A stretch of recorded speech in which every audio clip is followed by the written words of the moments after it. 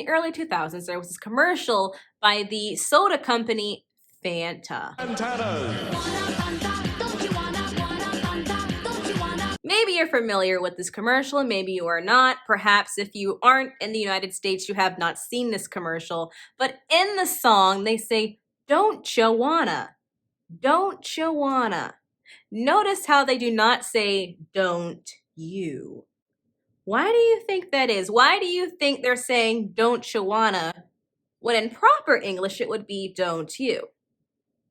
Well, we will find out in this video on coalescence.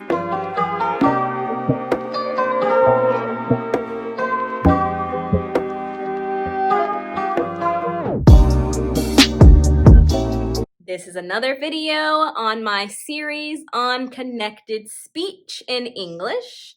Today we will be talking about coalescence.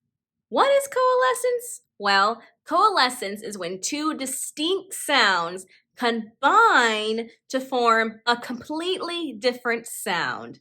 There are many different types of coalescence and many different situations in which it can occur. But in this video, we will discuss just one common type, and that is when one word ends in a t sound and the next word begins with a y sound.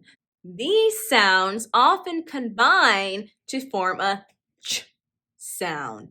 Ch. Let me give you some examples. Listen to me say this sentence. Don't you love summertime? I'll repeat one more time slowly. Don't you love summertime? Notice how I say the phrase don't you, don't you.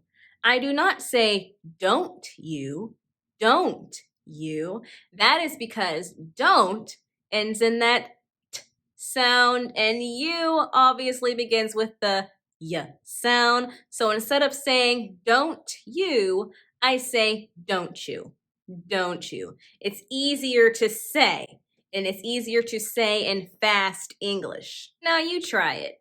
Don't you love summertime? Don't you love summertime? Nice. And let's look at another example. Last year was way better than this year. I'll repeat one more time slowly. Last year was way better than this year. Notice the coalescence in the phrase last year. I don't actually pronounce it like that when I said it in the sentence, right? I didn't say last year. I said last year. Last year, right? So because last ends in that t sound and year begins with the y, those sounds were replaced with the ch. Last year. Last year. You try saying it. Awesome. Next we have get your feet off the furniture. Let me repeat one more time. Get your feet off the furniture. Notice I did not say get your feet off the furniture. I said get your. Get your. Get ends in that T sound and your begins with the y sound. So it became get your. Get your. You try saying the whole sentence. Get your feet off the furniture. There you go. All right, let's go over our answers. So the first sentence we have is, do you beat your eggs? I'll repeat again, do you beat your eggs? If you noticed, the coalescence occurred with the phrase beat your. I did not say beat your, I said beat your, beat your. That T in beat and that y in your were replaced with the ch sound. Practice saying it. And number 2, we enjoyed our time with the Beirut youth. We enjoyed our time with the Beirut youth. Aha, I did not say Beirut youth, I said Beirut youth.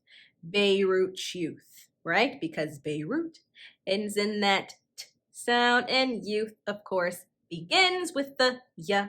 So it became Beirut youth in connected speech. And then we have I hate you. I hate you. Do you know where the coalescence occurred in that phrase? Yes, with hate you. Hate you. I did not say hate you. I said hate you, right? Because hate ends in that t sound and you begins with the y sound, so it became hate you, right? Even though hate ends in the E is silent, and the last sound is actually a t. That's why I don't say when it ends in a T, I say when it ends in that T sound, right? Because hate does end in the T sound. So again, hate you. And no, I do not actually hate you. This is just an example. You're amazing. So you've made it to the end of this lesson. Hopefully you've learned something. If you have, please subscribe to this channel for more lessons on connected speech. If you have not already, please like this video. Feel free to leave me a comment.